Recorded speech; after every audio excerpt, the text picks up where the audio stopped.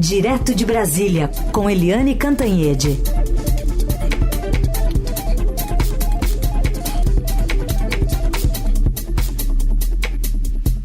Oi, Eliane, bom dia. Oi, bom dia, Raíssa e Carolina, ouvintes. Oi, Eliane, bom dia. Eu queria começar aqui com um balanço seu, uma análise sobre essa passagem do presidente Lula a Nova York, a Assembleia Geral da ONU, os encontros bilaterais e como ele retorna aqui ao Brasil um pouquinho antes do que o esperado, né, por condições físicas. Mas que balanço você faz dessa atuação do presidente brasileiro? Essa viagem foi uma viagem muito boa para o presidente Lula. Raíssa, Carolina e ouvintes. Foi um novo giro internacional, né? Dessa vez ele passou por Cuba, que foi uma viagem rápida, só de 24 horas, e o foco todo estava em Nova York. O discurso do Lula na abertura da ONU foi considerado muito bem sucedido, tanto que ele foi várias vezes aplaudido. Não é habitual que a plateia da ONU interrompa os discursos com palmas, mas no caso do Lula foram várias vezes. Ele foi aplaudido, no final também ele foi bastante aplaudido e deu todos os recados, né, da diferença, da desigualdade no mundo entre países ricos e pobres, entre as pessoas, pediu paz, pediu democracia, defendeu o meio ambiente, ou seja, ele trouxe à tona os grandes temas contemporâneos da humanidade. Depois, o Lula teve várias conversas bilaterais, inclusive com shows da Alemanha, com o próprio secretário-geral da ONU, o Guterres, e os dois grandes momentos foram as bilaterais com Joe Biden, presidente da maior potência, né, a grande potência ainda, grande potência, que são os Estados Unidos, e com o Volodymyr Zelensky, que é o presidente da Ucrânia. Com o Biden, é curioso porque o Lula é desbalanceada a relação, porque o Biden o tempo inteiro foi muito pró-Lula. Desde a eleição, os Estados Unidos estavam comprometidos com o resultado da eleição, com a eventual vitória do Lula, tanto que o Lula venceu e o Biden foi o primeiro presidente a reconhecer a vitória do Lula. Isso tudo estava combinado para fortalecer a democracia brasileira, para dar legitimidade internacional, visibilidade às eleições brasileiras. E o Biden o tempo inteiro gentil com o Lula, mas toda hora o Lula dá uma canelada nos Estados Unidos, inclusive quando ele foi à China, que é a maior adversária internacional dos Estados Unidos, o Lula deu uma canelada nos Estados Unidos e na Europa e ficou fazendo gracinhas com Rússia e China, que estão longe de ser grandes democracias. Agora, ontem, os dois presidentes esqueceram as divergências e se concentraram nas convergências, E eles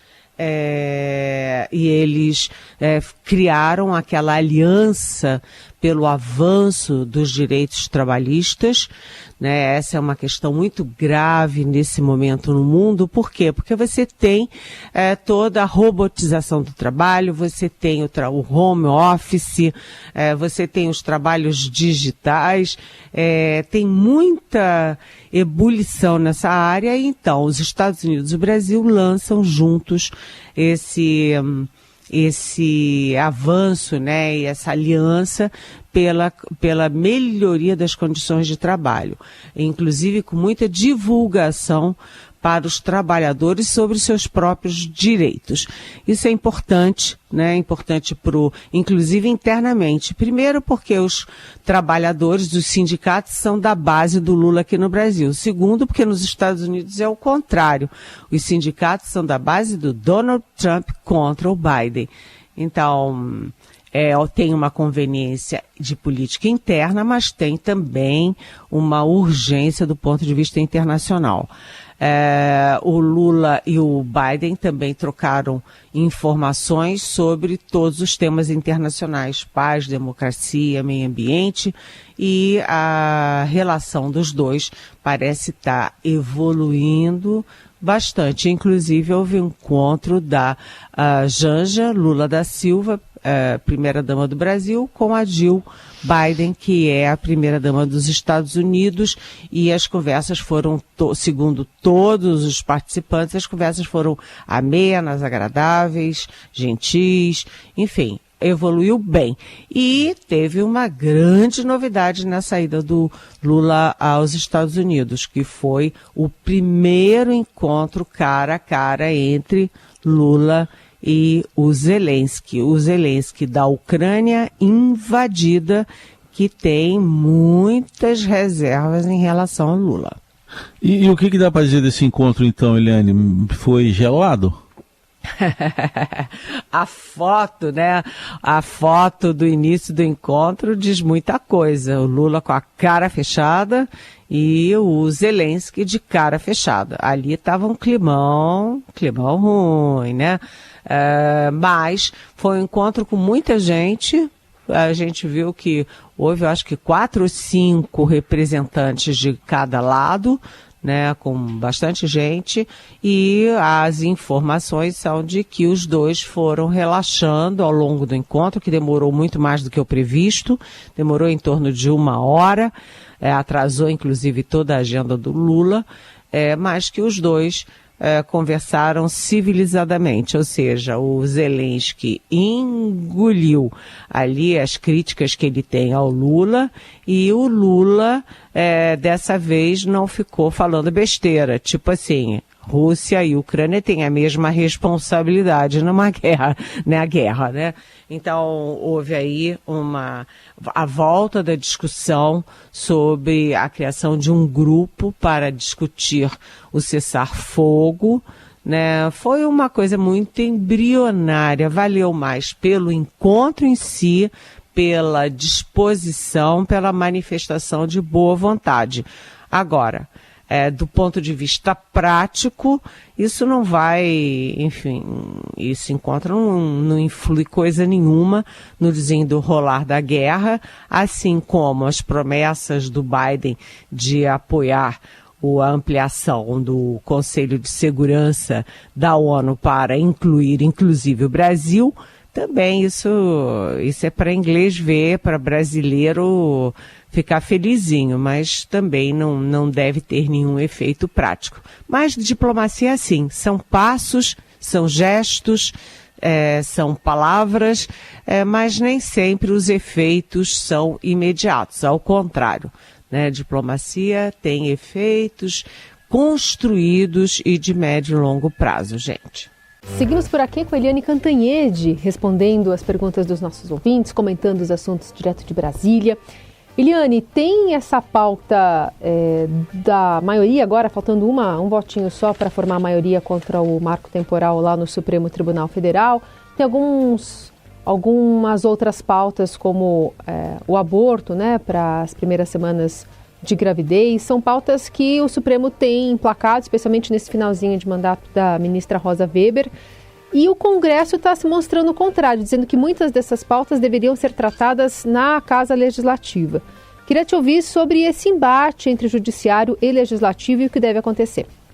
Pois por trás desse embate tem a personalidade, digamos assim, do Supremo nesse momento e do Congresso nesse momento. O Supremo assumindo uma posição mais de vanguarda nessas questões e o Congresso, um Congresso bastante conservador. A gente começa lá com as drogas, quando o presidente do Senado, Rodrigo Pacheco, bateu na mesa e disse, olha, isso é uma questão legislativa. Isso não é uma questão para ser definida pelo Supremo Tribunal Federal, mas sim pelo Congresso Nacional. É aquele projeto que permite, flexibiliza, descriminaliza o porte de pequenas quantidades de maconha. Uma coisa que põe milhares de jovens na cadeia, e a cadeia, a gente sabe que aqui no Brasil é uma escola do crime. Então, o Supremo já tem 5-2 a favor de descriminalizar esse pequeno porte de drogas, mas foi pedido vistas, né? Então está suspenso o julgamento no Supremo Tribunal Federal, enquanto o Congresso se articula contra essa decisão.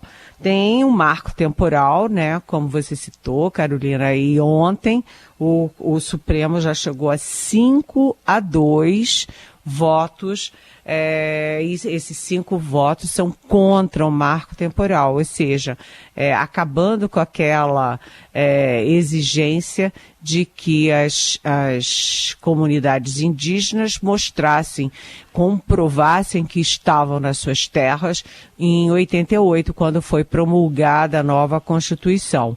Então, é uma vitória, por enquanto, é uma vitória das populações indígenas, mas a CCJ do Senado tinha convocado para ontem uma reunião para decidir também isso antes do Supremo.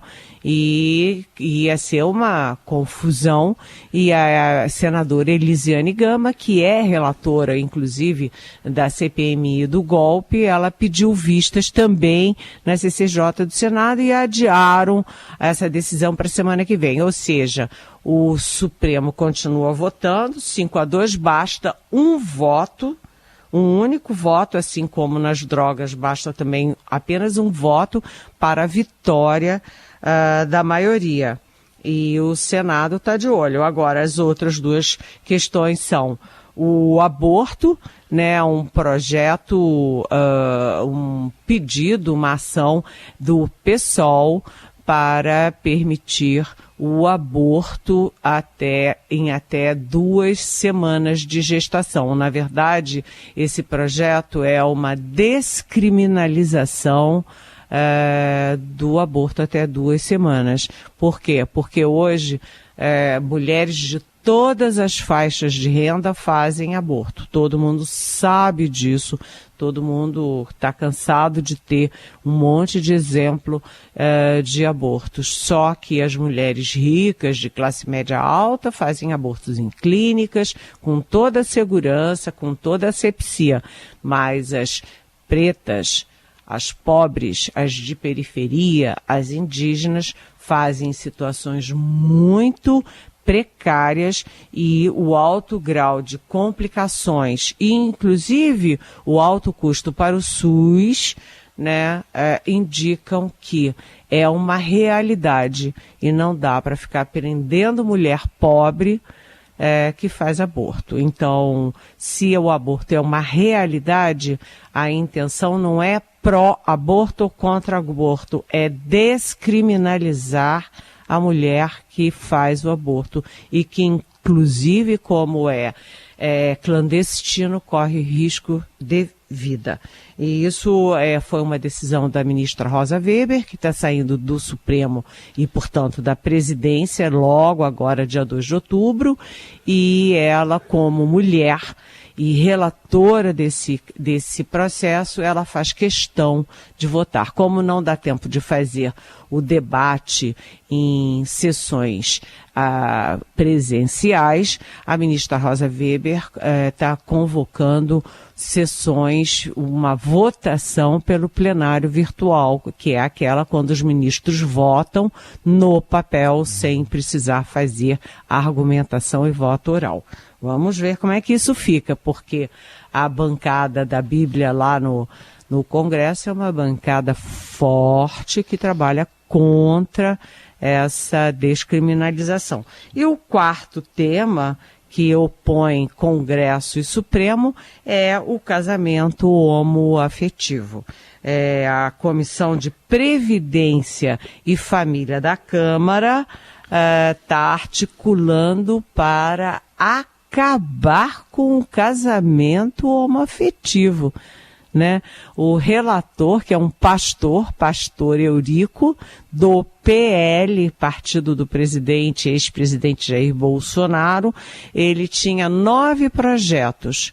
Ele jogou fora 8 e ficou com apenas um projeto, que é o único que acaba com o casamento homoafetivo, e esse casamento homoafetivo foi permitido em 2011 pelo Supremo Tribunal Federal. Enfim, são 4 temas que opõem legislativo e judiciário, o judiciário sempre numa posição de vanguarda e o Congresso numa posição retrógrada. Pauta cheia. Eliane, outro assunto está movimentando esse início de dia, revelações da delação premiada, ou de partes da delação premiada do Mauro Cid, que colocam o ex-presidente Bolsonaro numa cena golpista.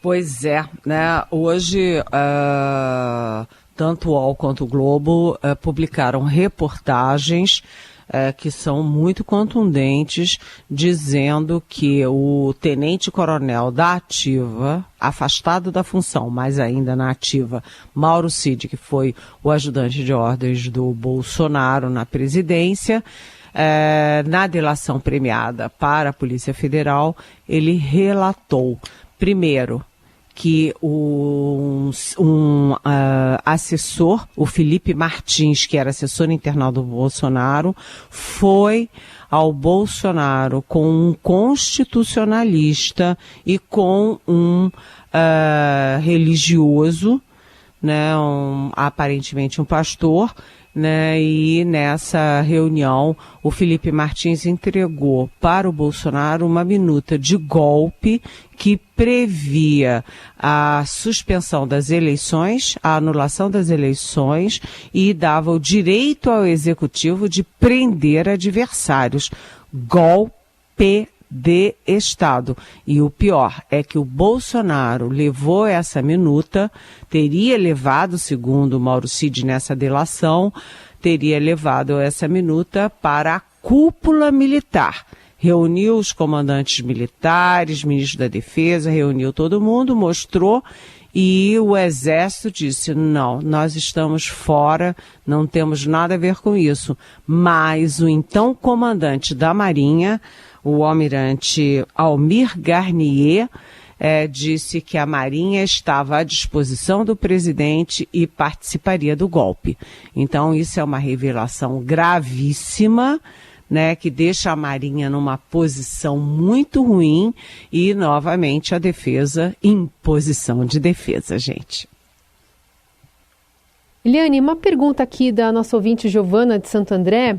Ela pergunta que, graças a pastores de Santa Catarina, descobri que existe o vocabulário octilhão e seus 27 zeros.